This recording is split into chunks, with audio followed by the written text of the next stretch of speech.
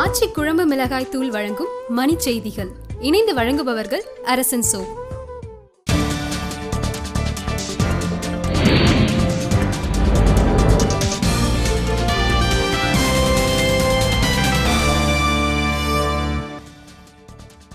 பங்குனி உத்திரத்தையொட்டி பழனி, திருச்செந்தூர் உள்ளிட்ட முருகன் கோவில்களில் சிறப்பு வழிபாடு.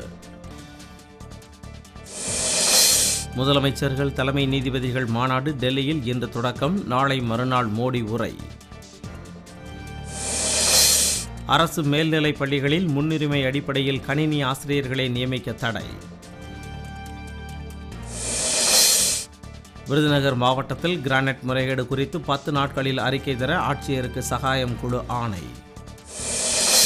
வடசென்னை அனல் மின் நிலையத்தில் கொள்கலன்களில் ஓட்டை விழுந்ததால் 210 மெகாவாட் மின் உற்பத்தி நிறுத்தம்.